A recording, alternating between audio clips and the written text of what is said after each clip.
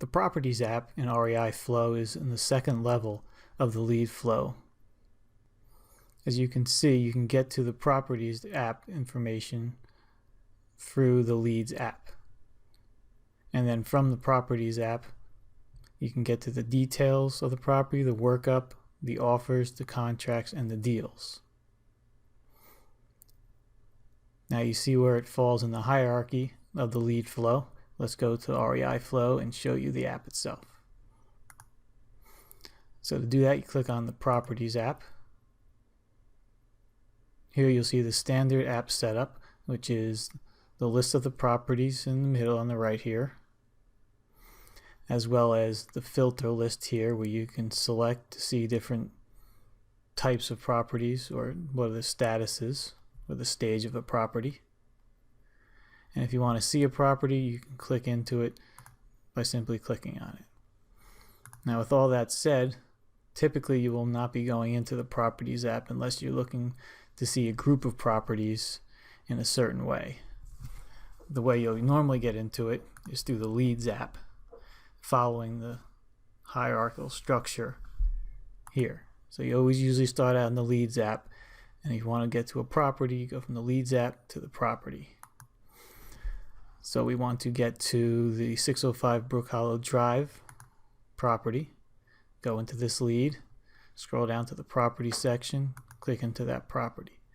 Now this brings you to the property form, which contains the details of the property. But the property form is more of a dashboard for the property, much like the lead is the dashboard for the leads. As you can see here, we have the description of the property, which is the property address. The navigational fields, we can go back to the lead. We can jump down to the details section, the workup, the offers, the contracts, or the deals. Like so, if I click on the workup, it'll pop me down to the workup area. And we can scroll back up. This next line is the location field, or the address. It includes the address, the full address of the property, plus a map. This map is from a Google map and automatically comes up once you enter in the address. And you can see it locates the property right here. Scrolling down further, we get to the details section. This is where you'll create and go to the details item in the details app. When the property is first entered, there is no details. It's set up this way because not every property you get into the system you'll want to create and get the details for the property. Only those that you want to look into further or talk to the seller and ask them questions will you enter in the details. To create a detail record, we simply just click on Create Detail Record. It'll launch an automation that will create the detail record and populate it here.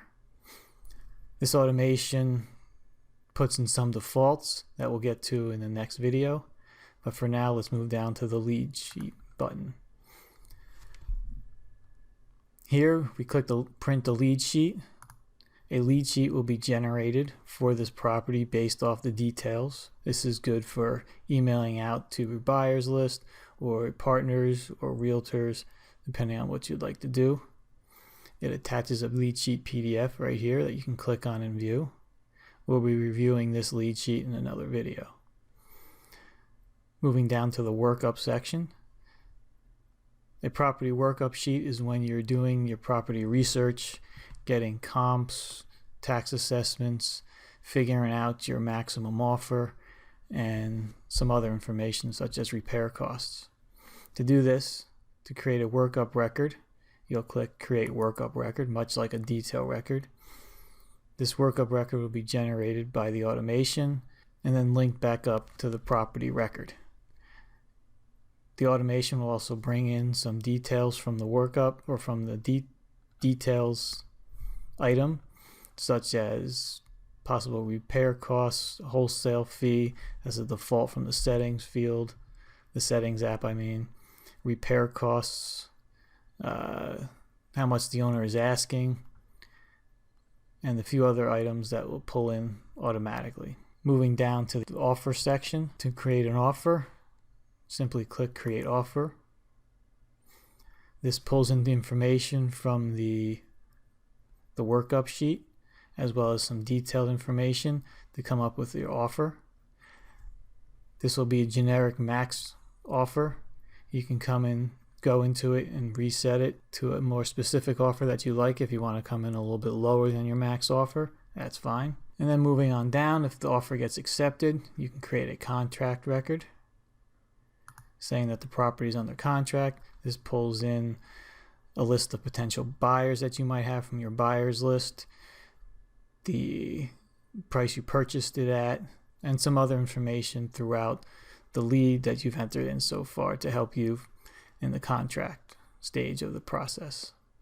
Finally, you have the deal section, which is the part where you want to record information about the final deal, your profit, who you sold it to, and the dates and so forth. To do that, you create deal record.